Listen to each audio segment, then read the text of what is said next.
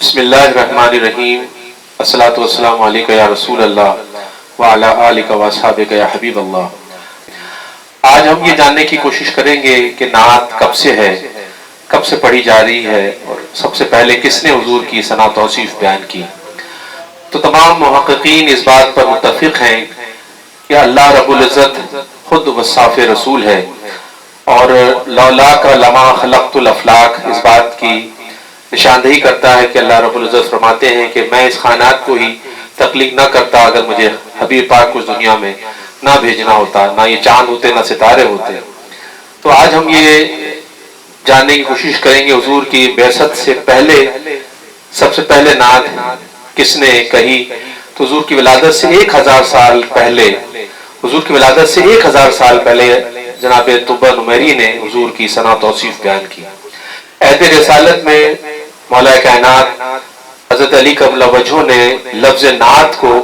اپنی ثنا توصیف میں استعمال کیا۔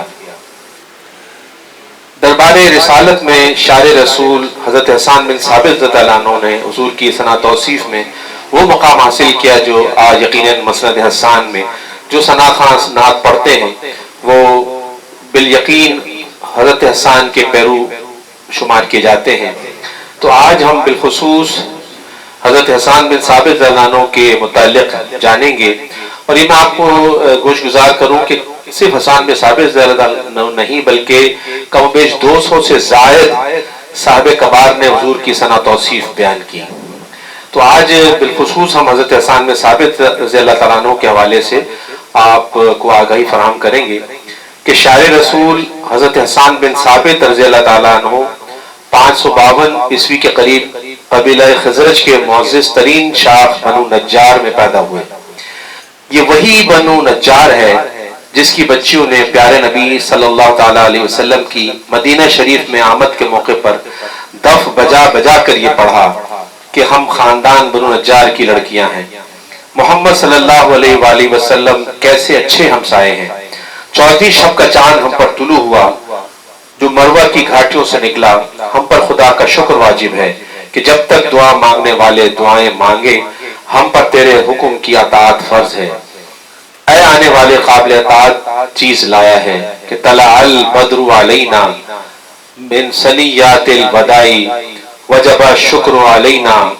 ما دعا للہ داعی۔ آپ کی مشہور کنیت ابو الولید کے علاوہ عبد الرحمن اور ابو الحسام بھی کنیتیں ہیں۔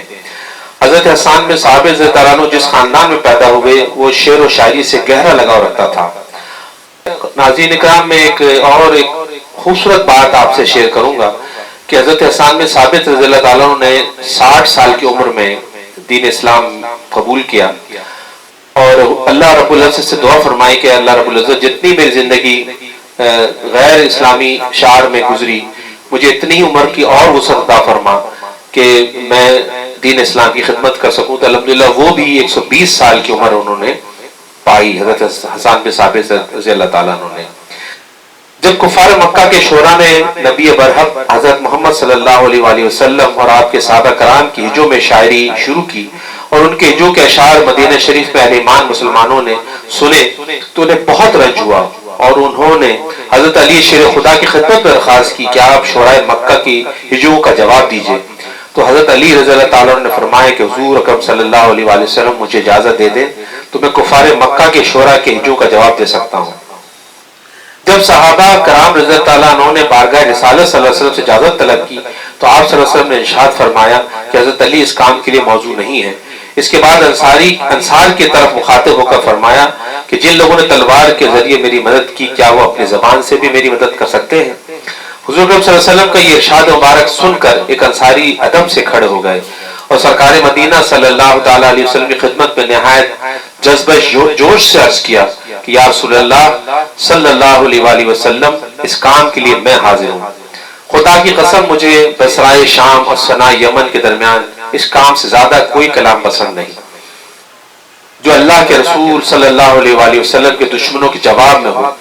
نبی کریم صلی اللہ علیہ وآلہ وسلم نے پوچھا کہ تم ان لوگوں کو ہجو کیسے کر سکو کہ جس خاندان سے میں خود ہوں؟ تو انہوں نے عرض کیا کہ اے اللہ کے پیارے رسول صلی اللہ علیہ وآلہ وسلم میں آپ صلی اللہ علیہ وسلم کو ان میں سے اس طرح نکال دوں گا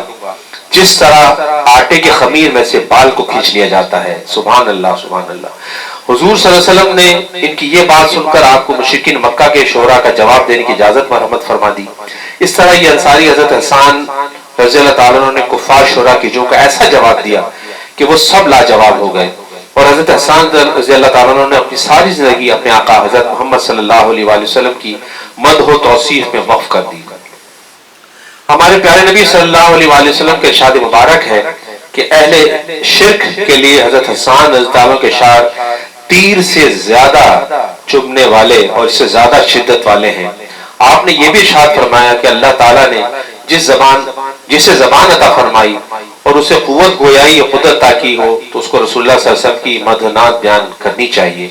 اور آپ کے دشمنوں کی ہجو بیان کرنے اور مذمت کرنے میں غفلت نہیں کرنی چاہیے، کیونکہ یہ سب سے اچھا عمل ہے۔ ایک دفعہ حضرت حسان بن ثابت رضی اللہ عنہ مسجد نبی صلی اللہ علیہ وسلم میں اشعار پڑھ رہے تھے کہ حضرت عمر فاروق رضی اللہ عنہ تشریف لائے اور حضرت حسان سے مخاطب ہو کر کہا کہ آپ مسجد نبی میں اشعار نہیں پڑھیے۔ حضرت حسان رضی اللہ تعالیٰ عنہ نے کہا کہ اے عمر بن خطاب، میں آپ سے بہتر ہستی یعنی سرکار مدینہ صلی اللہ علیہ وآلہ وسلم کے سامنے مسجد نبی میں اشعار پڑھتا تھا۔ جب حضرت عمر فاروق نے یہ بات سنی تو خاموش ہو گئے، اور حضرت حسان بن ثابت اپنا کلام کے بارے میں فخر یہ فرماتے ہیں کہ میری زبان قاطع تلوار کی طرح تیز ہے جس میں کوئی عیب نہیں، اور میرے کلام کا سمندر ایسا صاف و شفاف ہے جو ڈول ڈالنے سے گدلا نہیں ہوتا۔ مطلب یہ کہ کسی ناقد کی تنقید اس میں عیب نہیں پیدا کر سکتی۔ آپ کے مشہور حضور کی ثنا و توصیف کے حوالے سے یہ اشعار ہیں کہ حضرت حسان کی ایمان لانے کے بعد ساری شاعری حضور صلی اللہ علیہ وسلم کی مدح و سرائی یعنی نعت گوئی پہ مبنی ہے۔ حضرت حسان کو پہلے نعت گو شاعر اور شاعر رسول کا شرف اور اعزاز حاصل ہے۔ ان کے نعتیہ اشعار میں نبی کریم صلی اللہ علیہ وسلم کے والہانہ عشق و محبت کی جھلک نظر آتی ہے۔ انہوں نے ان اشعار میں دریا کو کوزے میں بند کر کے کس طرح رسول اللہ صلی اللہ علیہ وسلم کی مدح سرائی کی ہے کہ جواب نہیں ہو۔ کوئی کام مسرور کتنا بڑا ہو مگر مدحت مصطفیٰ اللہ اللہ۔ السلام علیکم ورحمۃ اللہ۔ وعن علي بن أبي طالب رضي الله عنه قال: لم يكن النبي صلى الله عليه وسلم بالطويل ولا بالقصير،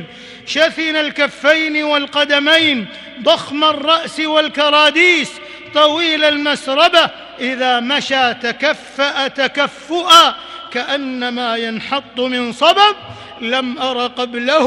ولا بعده مثله، بأبي هو وأمي صلى الله عليه وسلم. وعن جابر بن سمرة رضي الله عنه قال: رأيت رسول الله صلى الله عليه وسلم في ليلة أضحيان أي مقمرة وعليه حلة حمراء، فجعلت أنظر إليه وإلى القمر فلهو عندي أحسن من القمر. ولله در حسان بن ثابت رضي الله عنه شاعر النبي صلى الله عليه وسلم حين وصفه فقال: وأحسن منك لم تر قط عيني، وأجمل منك لم تلد النساء، خلقت مبرأ من كل عيب كأنك قد خلقت كما تشاء.